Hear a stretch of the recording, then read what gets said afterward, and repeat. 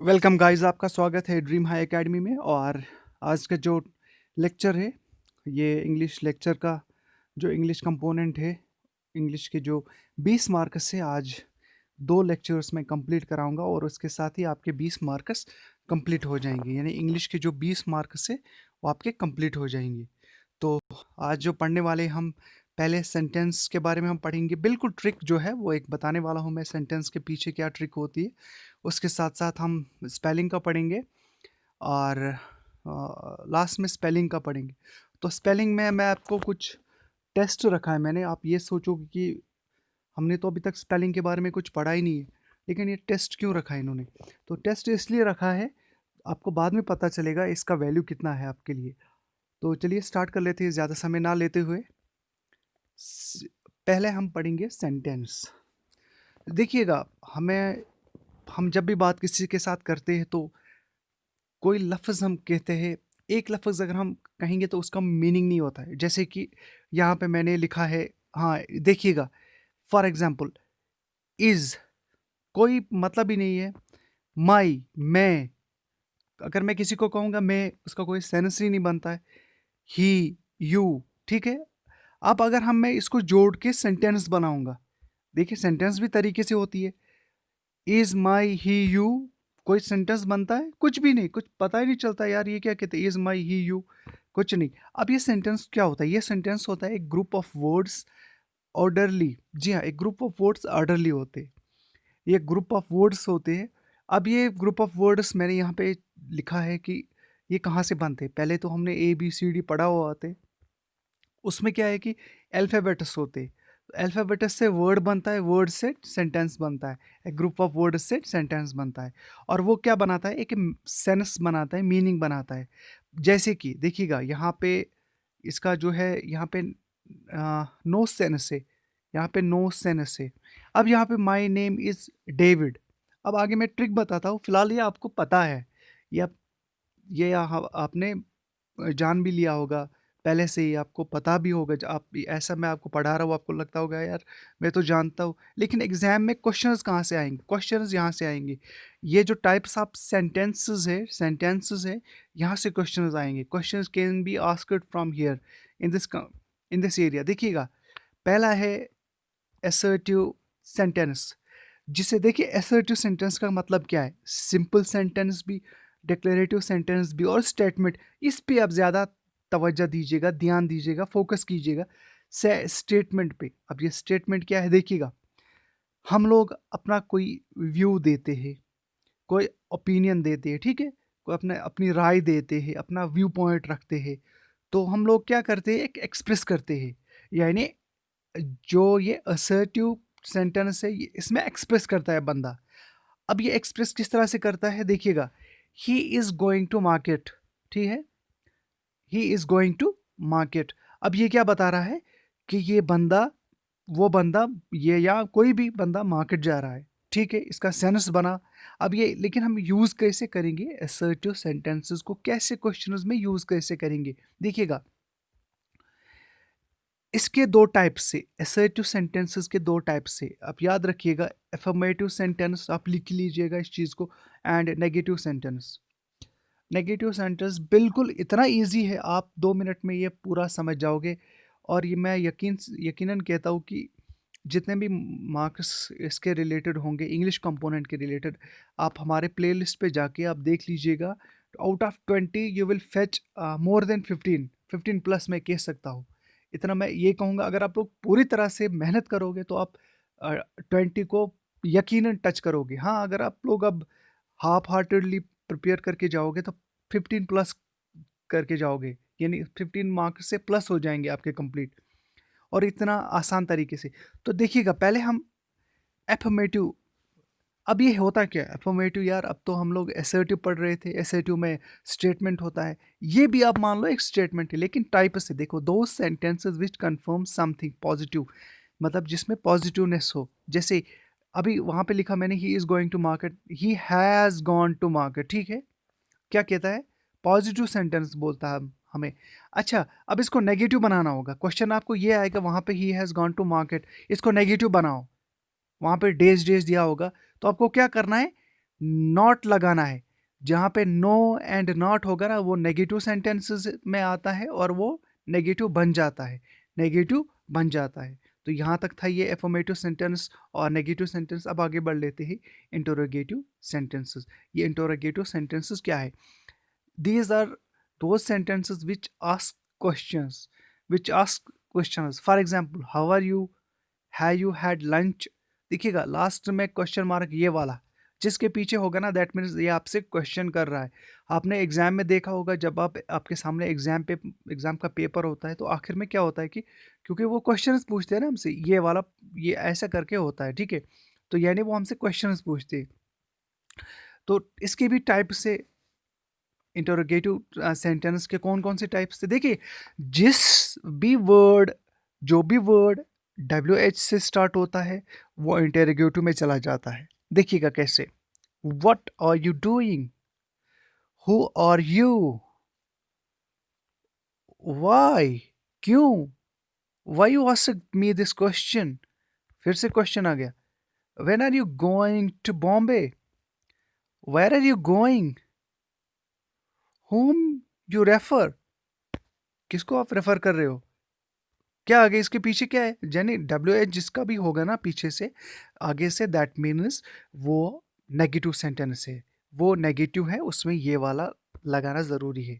अब helping verb से इसका दूसरा टाइप है हेल्पिंग वर्ब। याद रखिएगा, are you going, sorry, are you coming here? आप यहाँ आओगे? मतलब हम लोग हेल्पिंग वर्ब से कैसे इंटरोगेटिव सब्जेक्ट सेंटेंस बनाते हैं वो मैं आपको बता रहा हूँ। कुड यू हेल्प मी? देखिएगा, ये सारे हेल्पिंग वर्ब्स है। शल आई हेल्प यू? देखिए कि हेल्पिंग वर्ब्स कौन कौन से हैं। देखो, मैं अगर आपको ये चीज़ कहूँगा कि आपको टेंसेस पढ़ने होंगे, टेंसेस में आपको पता चलेगा इज, एम, आर, ये हेल्पिंग वर्ब्स है। For could, have, shall, will, ये सारे हेल्पिंग वर्ब्स है, ठीक है।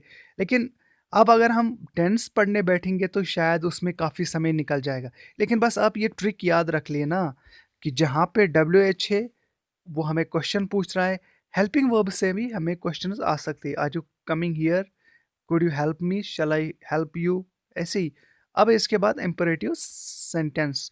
इम्परेटिव थोड़ा सा लगता है दूर से ही, ये है ऑर्डर देने का, एडवाइस, सजेशन, रिक्वेस्ट, कमांड। इनसे क्या होता है कि आपको कमांड मिलेगी, ऑर्डर मिलेगा, सजेशन मिलेगी, रिक्वेस्ट मिलेगी और कमांड सॉरी एडवाइस मिलेगी। देखिएगा, ऑर्डर आप किसको दे सकते हो? अपने सबॉर्डिनेट्स को, ठीक है।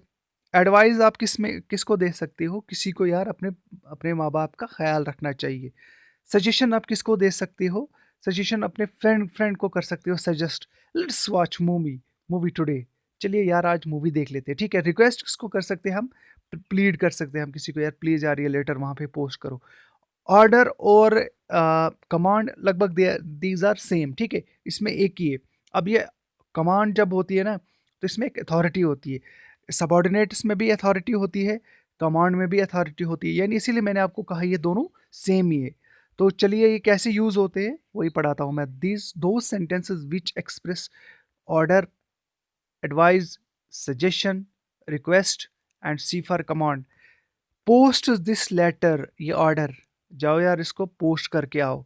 ये कौन कहता है? ऑफिसर कहता है अपने जो सबॉर्डिनेट हो उसको, कहता है कि यार ये लेटर वहाँ पे पोस्ट करके आओ। प्लीज़ हेल्प मी, ये रिक्वेस्ट कर रहा है, प्लीड कर रहा है। You should help the poor, ये इसको एडवाइस दे रहा है। मैंने अभी आपको कहा ना कि मैं आपको एग्जाम्पल्स के साथ समझाऊंगा। Let us watch movie, this is suggestion, ठीक है। और कमांड मैंने आपको ये कहा, कमांड और ऑर्डर लगभग सेम ही है। अब है इसके बाद आखिर के दो पार्ट्स, एक्सक्लेमेटरी सेंटेंसेस। ये होते क्या है देखिएगा। आपने कोई आप में कोई खुशी होती है, कभी कभार आप सरप्राइज होते हो और कभी कभार आप सैड होते हो, तो उसमें क्या आता है? एक्सक्लेमेटरी होते हैं, उसमें कुछ चीज़ें हमसे निकल आती है। Wow, wow, alas, splendid, hurrah. अब मैं आपको यूज़ करके दिखाऊंगा। और इसका एक्सक्लेमेटरी साइन ये वाला है, देखिएगा। ये वाला एक्सक्लेमेटरी साइन है, ये वाला एक्सक्लेमेटरी साइन है, ये वाला, ये ऐसे, ये वाला नीचे एक फुल स्टॉप। तो देखिएगा, इसमें क्या हो, any sentence which expresses sudden feeling of Joy, sorrow और सरप्राइज। ठीक है, इसमें आपको जॉय भी मिलेगी, सरप्राइज भी मिलेगी और कभी कभार थोड़ा सा निराशा भी मिलेगी इस सेंटेंस के द्वारा, एक्सक्लेमेटरी सेंटेंस। अब कैसे हम यूज करेंगे इसको? How amazing are you. देखिए, थोड़ी सी है ना यहाँ पे, हम लोग क्या है एक ना एक्साइटिंग थोड़ा सा फील कर, हाउ अमेजिंग आर यू, क्योंकि आपने आपने बड़ा काम किया यार, hurrah, I clear the exam, ये वाला साइन है पीछे। तो ये है एक्सक्लेमेटरी सेंटेंसेस। अब है ऑप्टेटिव सेंटेंसेस। ये भी एक ही मान लो आप, ये भी लाइक एक्सक्लेमेटरी सेंटेंसेस है। देखिएगा, मैंने शॉर्ट शॉर्ट लिखा है, आप इसके पीछे मत जाइएगा कि हमें डिटेल्ड पढ़ना है। देखिएगा, आप इसको एक बार रिवाइज करो, बस इतना सा करके आप भरोसा रखिएगा, एग्जाम पेपर आपका बहुत बढ़िया चला जाएगा, एग्जाम पेपर आपका बहुत बढ़िया चले जाएगा। और आपके मार्क्स जो है वो मैंने आपको पहले ही कहा, अगर आप इसको अच्छी तरह से पढ़ के जाओगे तो you will fetch 20 out of 20, आप 20 से 20 मार्क्स क्लियर करोगे, ये मैं दावे के साथ कहता हूँ। अगर आप पूरा हमारा प्ले लिस्ट पे जाके देखोगे, अगर आप अभी अब आपने 4-5 कंपोनेंट्स देखे, तो चांसेस आपके कम है, 15 से ऊपर मार्क्स आप अचीव कर सकते हो, इतना ही। क्योंकि अगर आपने 7 6 के 6 किया तो आपके चांसेस उतने ही बढ़ते हैं। तो आपको सारा देखना होगा। देखिएगा, अब ऑप्टेटिव सेंटेंसेस क्या है, इसमें आपको विशेस मिलते हैं और प्रेयर्स। विश कैसे होता है? हैप्पी बर्थडे टू यू, ठीक है, happy Eid, happy Diwali, happy Holi, ठीक है, ये है ना, विश करते हैं हम किसी को, विश। अब प्रेयर क्या है? इसमें भी एक्सक्लेमेटरी सेंटेंस का ये वाला है साइन, याद रखिएगा, ये वाला साइन जरूरी है इसमें। ये वाला, ये वाला फिर से मैं आपको बना के देता हूँ, ये वाला साइन एक्सक्लेमेटरी का, ये वाला साइन है। अच्छा, मे यू लिव लॉन्ग, हम किसी को दुआएं देते हैं, किसी को दुआएं देते हैं और कहते हैं कि आप लंबी उम्र जी लो, यानी प्रायर प्रायर करते हैं हम किसी के लिए। और ये किस में आता है? Optative sentence. वहाँ पे आपको पूछा जाएगा ऑप्टेटिव सेंटेंस किस तरह के होते हैं। ऑप्टेटिव सेंटेंसेस 2 टाइप्स के होते हैं, कौन कौन से? Wishes, happy birthday, happy Eid, happy Diwali. मैंने इसलिए बर्थडे के बारे में पूछा, बताया, क्योंकि ये कवर सिर्फ एक ही चीज़ करता है, birthday. Happy Eid, happy Diwali, इसमें ये नहीं सोचना कि इसमें इसने दो ही चीज़ों का जिक्र किया। यहाँ पे आप होली भी लिख सकते हो, बाकी जो चीज़ें हैं, हैप्पी रमदान, बाकी जो है फेस्टिवल्स है वो भी कह सकते हो आप। प्रेयर्स आप कह सकते हो डिफरेंट टाइप के, may you live long, may God bless you. इसी तरह से आप बहुत सारे मतलब ना प्रेयर्स किसी को दे सकते हो। और आपको पता चलेगा, अगर वहाँ पे सेंटेंस में प्रेयर होगा, दैट मीन्स आप किसी को जैसे कह रहे हो कि मे यू लिव लॉन्ग, या आपने दुआएं दे रहे हो, तो आप प्रेयर में उसको शामिल करोगे, यानी वो ऑप्टेटिव सेंटेंस है, तो आप टिक करोगे। अब ये मैं स्पेलिंग का भी इसमें कंपोनेंट कंप्लीट करा रहा हूँ, ठीक है।